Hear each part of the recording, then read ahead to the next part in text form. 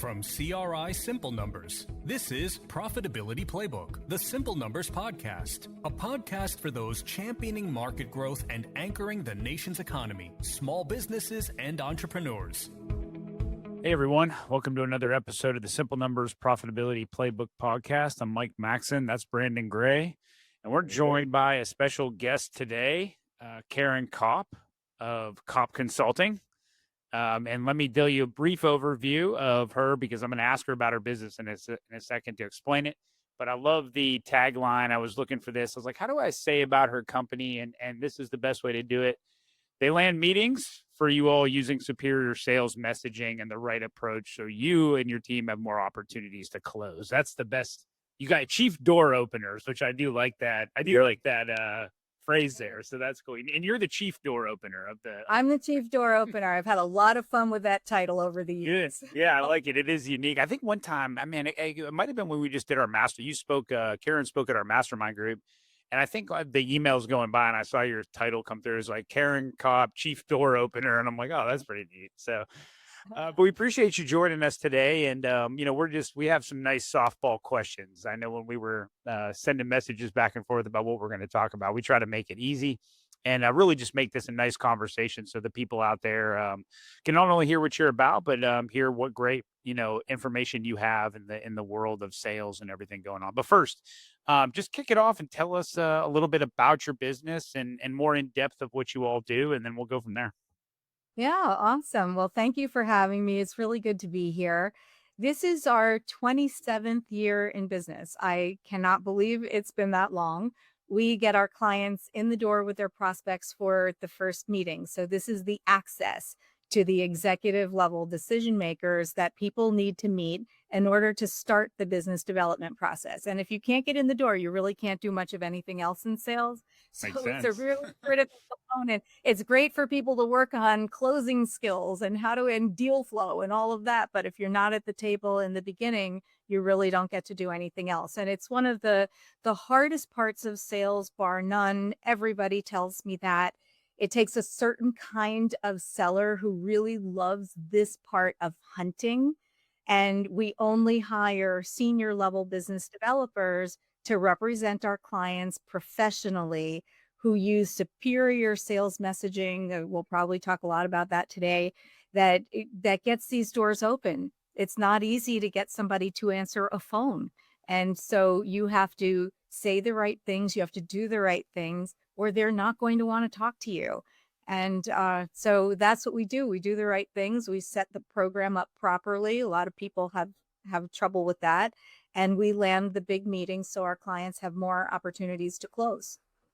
Yeah, that is awesome. I mean, so many people, I think when we talk to them and they're out there like, I just have trouble getting leads. And sometimes you want to just go straight to the marketing avenue of going, oh, my digital ads don't work or something like that. But here it comes down to maybe just that component right there. If I had no idea what to say to get someone to pick up our call or answer the email, right? I mean, I don't even know. I mean, that's why you exist. So that's awesome. Well, that's why, and that's only one part of it too. I mean, people are really hope these days that AI is going to get the door open for them, or a bot is going to get the door open for them, or a bunch of email marketing is going to get the door open. But the truth is that those are marketing initiatives, and marketing is designed to create awareness. So that's a good thing, but it's not going to necessarily land you a conversation with the exact right person. That falls into the sales arena. So a lot of times people mistake trying to solve a sales problem with marketing, and then 6 months later wonder why they don't have the meetings they thought they should have. Yeah, exactly. Yeah, that leads me into my next question. And I think at any time we talk to a guest on here, one thing I love about the guests we have and about yourself is you all are out there in the business world, right? And I'm sure, I would imagine it's probably, is it companies of all size, all industries? Yeah, so it's B2B. So as long as our clients are looking to get in with an executive level decision maker, anybody in the C-suite, SVP, VP, sometimes director level, depending on how big the organization is, but that's when they really need to come to us for this kind of help. This is not an SDR organization. Typically, SDRs are lower level sellers or sellers without as much experience Sure. in business development as our people have. And they may be right if you're looking to sell maybe a $1,200 software solution, or if you're trying to sell coffee to an office manager of a one or two office doctor's office Mhm. kind of thing. But Yeah. if you're looking to get into Procter and Gamble or a tier 2 company, even mid-market companies, but it's at the executive level, you really need somebody who's more senior, who knows what to say and do, who can make a human to human connection with the other person that's of value to that person. That's when they show up to these meetings, and they don't show up otherwise. Mhm. Yeah, excellent. I like what you said about And human so and that human we're connection. Because you know Yeah. the connection is one thing that our clients who are selling and doing well, every time it gets back to, we were setting up meetings, we were face to face, we were at conferences. You're really seeing an emergence of the importance of that. Yes, and the people who are doing it properly are outpacing the people who don't. And the in person can be on Zoom. It can be these days. It's totally acceptable for that. But what's not acceptable is trying to replace a human interaction, even to get the meeting, with a non-human interaction. It's not a replacement for that. well said. And so here's my next question, and this is I think this is important because and where I was getting with that when I started was the where you're involved in all kinds of business. In our 100 company model, we talk about it a lot on this podcast. Uh, Clients below 10 million, we're seeing flat sales growth, a lot of flat sales growth. What are you seeing across the landscape? Are you seeing some of those same pain points? If so, why? I'd love to get your insight into the business world because you have a unique ability and obviously the most important thing going on, which is, hey, can I sell my stuff? Yeah, and we're actually doing this for companies every day. And we're measuring, like Brandon knows, we measure everything around here. And probably at some point through our podcast, I'll throw out some of these statistics we have from a 1,200 meeting data set. But we're actually doing this work. So across industries, we're seeing what's happening here. And definitely within the last year, it has been more difficult than ever to access the decision makers. It used to be that people were just getting inbound leads. They might have more referrals. They were able to be more order takers. Mhm. And now the landscape has changed, and people who were selling into one market, that market may have dried up. They could be facing tariffs, not just for themselves, but for their clients could be facing tariffs. And while their business wasn't affected, their client's business was, and now it's rolling to them as well. There are people who are selling into the government who now have to sell in the commercial space, and they've never done that before. So they really don't know how to do this. So it really takes us back to the fundamentals of selling. Where is the right target? Who are the prospects out there who need to know you? Because the people who may not need you so much anymore. And now you have to go out there and find out who really needs you. And that requires a strategy reset. And it will also require a sales messaging reset, because what you said to the other prospects from before may be different than what you need to say to these prospects now. And so setting up the business development process, at least the beginning part, which is exactly what we do, we set it up properly. And then we have one of our senior level business developers land the meetings for our clients. We understand that the world of targets has to be looked at very differently. That ICP from before may be exactly what's killing your business development efforts now, because it can't be like that. You need somebody who is prospects who are feeling urgency for particular reasons. And that requires a different kind of research than people might have been doing before. And that research on the prospects and why they may feel urgency around having a meeting has to flow over into what you say to them in a phone call, in an email. But many people are not comfortable making a phone call, so they don't. And they will lose out to the people who are comfortable making those calls.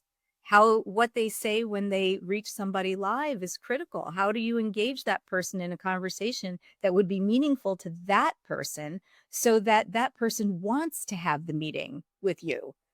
That's a whole set of skills that a lot of people don't possess, but it's critical right now. So I have a lot of people who are saying to me, what worked before is not working now, and I don't know what to do about it. Right.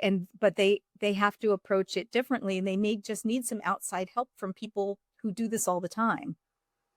You mean sending a text won't work? Pick up the phone. That is a first point. Sliding into a DM, does that work in business? Yeah, not as the first outreach anyway. But I'm not saying it's phone alone. I'm not saying phone alone. Phone with well done email, and well done, I mean personalized. And personalized has a very different meaning than it used to. A couple years ago, personalization just meant including somebody's name and their company name somewhere in that email. That falls far short of what's required these days from a personalization standpoint. Most sellers are not taking the time that is necessary to personalize the way personalization needs to be done. And what's worse than that is that many leaders are not allowing their sellers the time that it takes to do that. They want to see touch points. Well, if you want a lot of touch points, and they don't have time to do the personalization, you're going to have a lot of crappy touch points. Right. Agreed. The game has changed. And We see a lot of that as we talk with clients as well, that, what they had been doing for years just all of a sudden stopped working.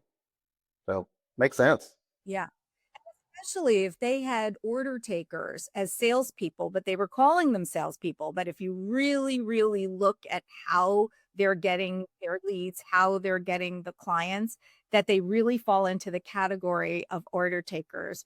Well, that's a certain kind of salesperson, but the kind of person who is not just comfortable going out there and initiating a conversation with someone they don't know that results in a meeting, but they actually like to do that work. That is a very rare salesperson, and not every hunter is an opener. Hunters are there are different kinds of hunters, and that's usually a blind spot for the business leaders. They don't realize that, so they hire the wrong hunter and then wonder, hey, why is this person not doing this? So Karen, you say they're very rare. I think you gave a data point when we were up at EMP about the percentage of salespeople who actually fit that role. So share that with our listeners. Yeah. So only about 4% of all hunters out there are openers. So within the world of hunters, there are different kinds of hunters. There are openers, those that are very comfortable and enjoy the job of opening a new relationship with someone, and they don't have to be at a trade show or a conference to do it. They're very comfortable picking up the phone. They like that part of the job. But the other kind of hunters, there's the closers. They are great at the first meeting through the close of the sale. They're good at nurturing their relationships. They like that part of the job. But typically, when a leader goes out to hire a hunter, they will typically look for somebody who's good at closing and not necessarily who got the doors open. And if they need doors open, which most people do these days, they need new doors open, and they don't have the right person in that seat. It's going to be really frustrating. That business leader is going to want to jump out the window, because very few things actually will get somebody who doesn't like to do this job to do this job. And the leaders out there who are listening, you know what I'm talking about. Exactly. So with the next question I wanted to touch base on is, challenges in the sales area. So when you engage, when a company calls you, and I know you talk to a lot of businesses, and I'm not asking you to, like, what are some of those common things? Like, I have an idea. I know across my clients that I work with, I'm sure Brandon does, but if right now a business called you up, what are like some of the most common things you see and challenges from the sales side as it relates to door opening and the overall sales process that you help with? I would love to hear it, because I'm sure right now there's business owners listening to this that are going to go, yeah, I struggle here, and it's probably pretty common. So I'd love to hear what you see on that side of things. Yeah, it's typically around getting in the door, although sometimes what they'll say will focus on closing, like the deals are stuck in the Yeah. pipeline. The decision makers are not making decisions now.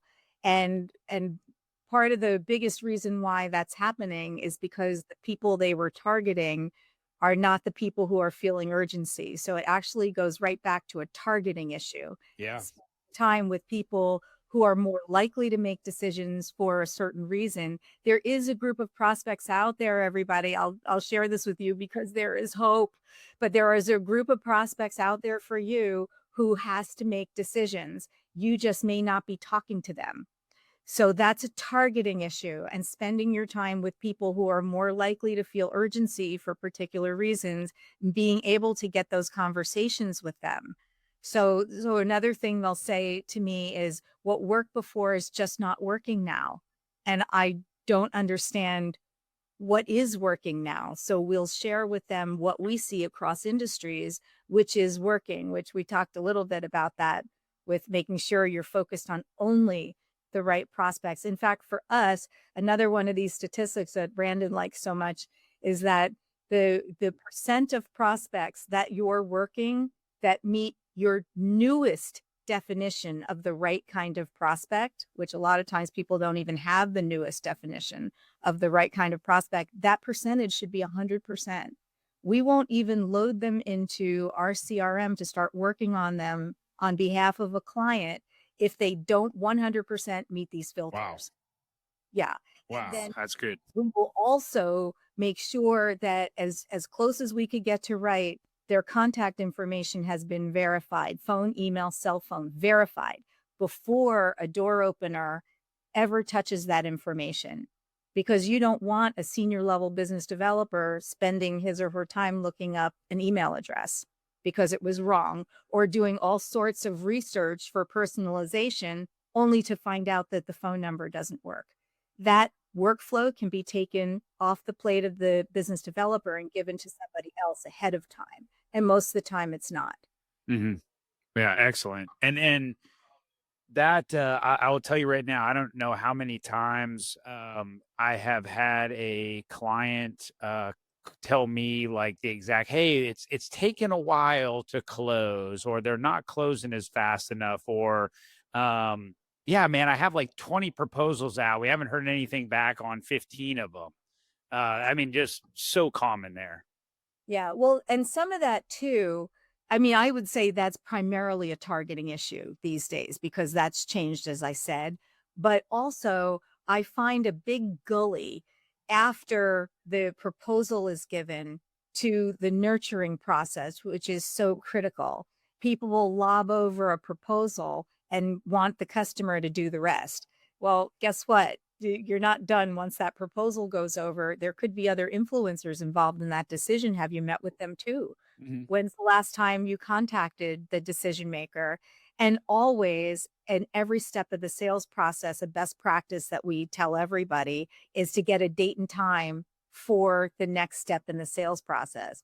So if you're talking to somebody about a proposal, then you want to show that person the proposal live. That's really the best way to do it. If they say, no, you have to give it to me first, then you say, let's put 15 minutes on the calendar after you've reviewed it so I can answer any questions. And what does that do? It keeps the process moving to have the dates on the calendar. But it's very simple. I say date and time, right? It's the easiest way to shorten your sales cycle. And that was going to be what my next question is. And that was great that you said that. What are some of those best practices? I mean, and I'm not saying that you have to you're giving away all of it here, but what are some of those just little things a business owner can do and his team can do to just like that right there, like getting a date and time for the next meeting, right? Like makes sense. I mean, what are some of those little things that, like Brandon and I talk about little things in the finance process all the time, like collections, like stuff you should do, but what are those little things that are good for people to know? Yeah, well, how much time do you have? I guess Yeah. Yeah, I give a could few, go. give a few, right? Yeah, off the top of my head. Well, here's another one of these sales effectiveness metrics that we are monitoring. It's part of our CRM, which is highly customized, so we can report on a lot of things that most people don't report on. But aside from the number of meetings, and of course, every meeting is with the right level decision maker from an approved company who's interested in learning more. That is the definition of a good meeting. But we're not only tracking that number, we're tracking the percent of first meetings that go to second meetings. Mhm. And that number, that percentage should be 99.9% of first Wow. meetings should go to second meetings, because Wow. there's research and qualifying that can be done prior to making a decision to spend any of your time on a prospect. So if you're having a low number, like one of our prospects at one point, I asked her that question, what percent of your first meetings go to second meetings? First of all, she didn't know. So she had to go Mm. back and see if she could start measuring that. And then when she came back to me, it was 37%. So I said, okay, well, that's interesting, because there's 3 reasons why a first meeting wouldn't go to a second meeting. The first one is that it was never the right prospect to begin with. So that has to do with list hygiene. The second one is that there wasn't enough value built by the seller in the meeting so that the prospect wanted a second meeting. And then the third reason, which is usually the biggest offender, is that the seller didn't ask for the second meeting. When you close up at the end of the meetings for next steps and get a date and time, you say, okay, here's what we agreed we would do, and as a next step. And so let's take a look at the calendar and put some time on the calendar to review our next steps. How's next week for you? Thursday at 10? And there it goes, right on the calendar. The easiest way to shorten your sales cycle, but most people don't do that. So I would suggest to the leaders out there, start measuring that. What percent of your first meetings are going to second meetings? And if it's a low number, what is the diagnostic on that? Do you need to fix the list? Do you need to improve the conversation, ask better questions? Or do you just need to ask? Like when we do meetings with our clients, we do a warm handoff. So we land the meeting for our client, and then the door opener, this is a senior level business developer who's representing our client as if they were a member of the client's team. That person is on the meeting with our client and the prospect to do a warm handoff. But what our person is there for also is that if our client doesn't ask for the next meeting, the door opener is going to jump in there and get it. Mhm. So that part is moving along. I would say discipline is the next thing that is really important from a tip perspective. As leaders out there, keep reviewing with your sellers what deals they're working on, what prospects they're currently working on to try to get the meetings. And if you have a lower number than 99.9% of them that fit the bill for what you want them to be going after right now, fix that, because there's only so much time in the week. And if the sellers are busy spending time on prospects and getting you meetings that you're not going to value, then that is it. It's easy to solve, but it requires discipline. What do you recommend? And I tell my clients this, and I mean, I say monthly, and then maybe a check-in document, but what is like the frequency of a sales meeting? And the reason I ask is because I find it fascinating that, and not all the time, but in a lot of cases, like, because sales can be good, and then like what you talked about, all of a sudden it's not working. And then they're like scrambling to figure this stuff out. And, we talk about daily huddles. We talk about, we clients do monthly finance meetings with us. What about the sales meeting? What is an important rhythm for business owners to re-examine consistently, everything from pipeline to these things you're talking about? Yeah, that's a really good question. And I think it depends on how much time is being spent weekly on business development. I'm on the faculty for certain entrepreneurs, organizations, and the classes that they teach, like Brandon is too. And I ask a couple of questions. One is, what is the size of a deal and the lifetime value of a client? So they may tell me a lifetime value of a client is like $1 million, something like that. Mhm. And I'll also ask, how much time weekly are you spending, you or your salespeople spending on an active pursuit of new prospects? And that number is like 2 hours.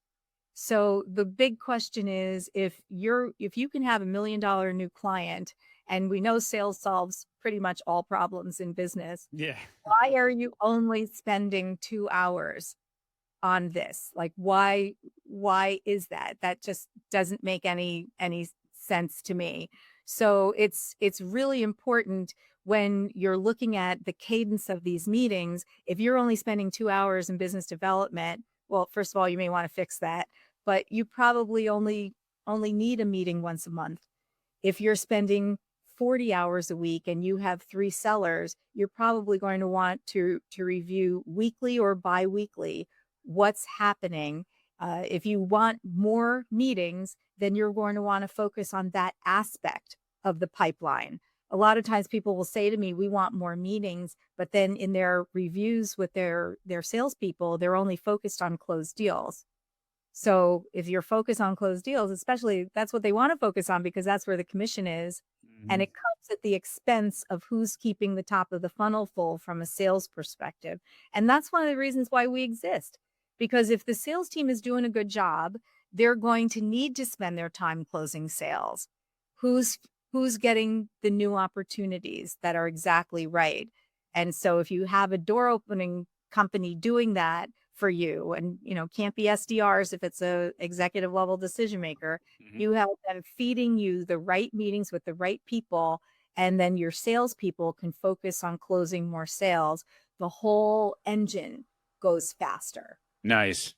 Yeah, I tell my clients all the time, because my first thing I ask every client in every one of our calls is, give me a sales update. Where you at? What's going on with it? And some can give a very detailed one. Some blab off all kinds of stuff, and you're like, wow, that's really, like, you're in it. Others sort of know, and they just know, like you said, maybe on deals closed. That's obviously the most popular one. But I always tell them, like, look, you grab a bunch of sales, I can help you fix everything after that. Like, everything after that, we can help you get right. But I cannot fix the top one. Like, that's the one thing I can't do. So that's why people like Karen and her company exist. So that's what I want to hear. Brandon, I've been hogging her. So what do you got for Karen? Yeah, so I would say, in terms of, I like the data, obviously, and so they have some really great data around when you should have a meeting with someone, when you should be reaching out. So it's not just kind of, we feel that this should be the way it goes, or this is the way. They actually track things and look at effectiveness and have the data points around it. So it's as much a science as it is an art. So which I really think is great as far as that part goes. So Karen, tell the listeners how they can get in touch with you, if they have questions about anything we've talked about, or learn more about your company. Okay, well, they can get in touch with me by going to our site, which is koppconsultingusa.com, KOPP consultingusa.com. We're also, people know us as the door opener. So you're going to see the door opener service on the site. Check that out. I give a lot of tips and advice for people who want to try to fix this themselves, but there is an outsourcing opportunity for you to have somebody senior set this program up properly, right target, right message, right answers for objections, the right person doing the work, and then the right execution. So you have the right people doing the right things right as far as getting access to these new opportunities. And please reach out. I'm happy to help you answer any questions you have. Brandon, you had wanted some of those, the data from the 1200 meeting data set before we exit. Do you want me to share that with everybody? Yeah, give a few of the best findings from it. Okay. So this is a 1200 meeting data set, and what did it take to get these meetings? So 91% of the booked meetings occurred. And of course, all the meetings are with the right level decision maker from an approved company. And those people were interested in learning more. Usually when I ask people what percent of your meetings happen, they're usually in the 30%. And sometimes when they happen, they're with the wrong people. So that's a big waste of time. So 91% of book meetings occurred. Average touch points to a meeting, 7.3. So if people are giving up after the third touch point, It's just the beginning. You got to keep going, and you can't say the same thing more than once. So you better be building on the research you've done on a prospect in order to reach them. This is a crowd pleaser. The best time to reach executive level prospects from our data set. Most people would think it's Monday, first thing in the morning. It's actually Tuesday from 12 to 2. And the runner up was Wednesday from 2 to 4. And I believe what's happening is they're piling up their meetings in the morning, and then they have a little break in the afternoon. So they're answering their phones. Last activity to a meeting. So even though we're using phone and email and well done LinkedIn, all of these things together, what was the last activity before a meeting was booked? 50% of the time it was a call. So for people who are not calling, you're going to be missing out to your competitors who do call. You may warm up a prospect and lay the foundation for your competitor to come in and eat your lunch. I can go on and on, but that's just a few of the metrics that we really have. Great info. Like I said, there's plenty more of that. And so really like the approach of having the data to drive, the decisions and the effectiveness behind them. So good stuff. Awesome. Thank you. Well, awesome. Well, we appreciate you joining us today. Yeah, this is great. Like Karen said, copconsultingusa.com. Go check her out. Go check her company out if you need help getting some doors open. So I'll sign us off here for Brandon and Karen. I'm Mike, and we appreciate you joining us. If you want to know more about driving sustainable profitability for your business or are interested in learning more about CRI Simple Numbers, please visit our website at simplenumberscri.com. Thanks for listening to this episode of Profitability Playbook, the Simple Numbers Podcast. You can subscribe to Profitability Playbook on Spotify, Apple Podcasts, or wherever you prefer to listen to podcasts. If you like what you heard today, please leave us a review. This podcast is brought to you by CRI Simple Numbers LLC, a division of CRI Capital Group LLC, and a subsidiary of CRI Advisors LLC. CRI is the trusted brand under which Carr, Riggs & Ingram LLC, the CPA firm, and CRI Advisors LLC, along with its subsidiaries, deliver professional services. Please note, Carr, Riggs & Ingram LLC is a licensed independent CPA firm offering attest services, whereas CRI Advisors LLC and its subsidiaries specialize in providing tax and business consulting services. These entities operate within an alternative practice structure as defined by the AICPA Code of Professional Conduct and comply fully with applicable laws, regulations, and professional standards. Ready to simplify your business finances and drive growth? Explore valuable resources, books, and tools designed for entrepreneurs and small businesses at simplenumberscri.com.